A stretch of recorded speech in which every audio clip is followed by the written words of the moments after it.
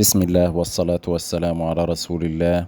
اللهم صل وسلم وبارك على سيدنا محمد وعلى آله وصحبه وسلم. أعزائي المشاهدين، السلام عليكم ورحمة الله وبركاته. أهلا وسهلا بكم في فيديو جديد من قناة أخوكم محمد الحمراوي لصيانة الأجهزة المنزلية.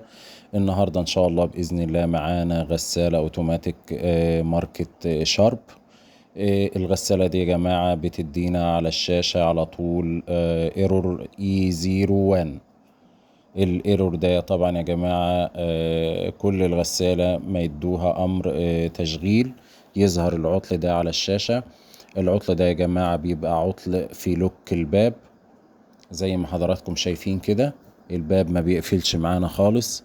نجرب نفتح الباب نقفله تاني، برضو العطل قائم موجود على طول والباب مش بيقفل معانا. علامة القفل او علامة اللوك على الشاشة القفل دايما مفتوح.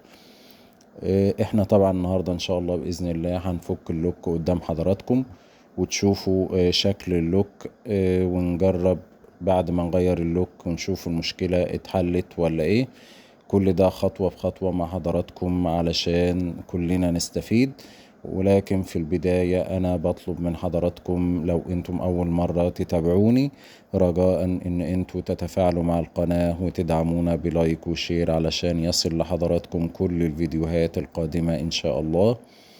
ده طبعا شكل اللوك يا جماعة.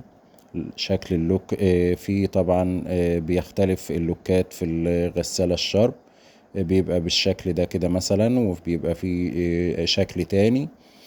فاللوكات في الغسالة دي بتختلف وليها اكتر من شكل.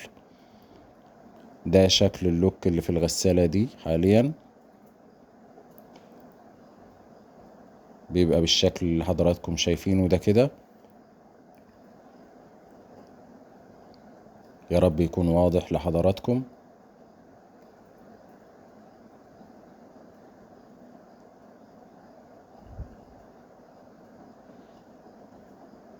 ده طبعا احنا غيرنا اللوك وهنجرب مع حضراتكم. زي ما حضراتكم شايفين كده اللوك قفل معانا وهتبتدي الغسالة تشتغل، وهنجرب مرة واتنين. دي طبعا الغسالة اهي يا جماعة.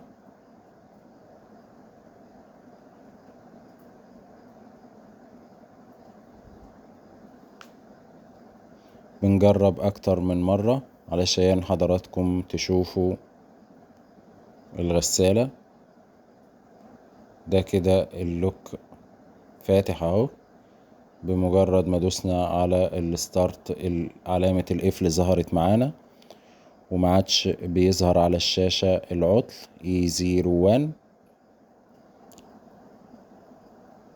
فانا حبيت النهاردة ان انا اشارك معاكم الفيديو ده. زي ما حضراتكم شايفين كده الغسالة شغالة والعطل مش بيظهر معانا، فحبيت النهاردة اشارك معاكم العطل ده علشان لو اي حد بيقتني الغسالة دي يا جماعة وظهر له العطل ده يبقى عارف المشكلة فين. المشكلة بتبقى في لوك الباب، او اي فني مبتدئ او اي فني ما قبلوش العطل ده يبقى عارف ان المشكلة في لوك الباب، او ممكن يكون من الكارتة. ولكن احنا بنبدأ بالصغير الاول. يعني الاول لو ظهر معانا بنروح للوك الاول، وبعد كده لو المشكلة ما طلعتش في اللوك يبقى الكارتة. ودي كانت حلقتنا النهاردة.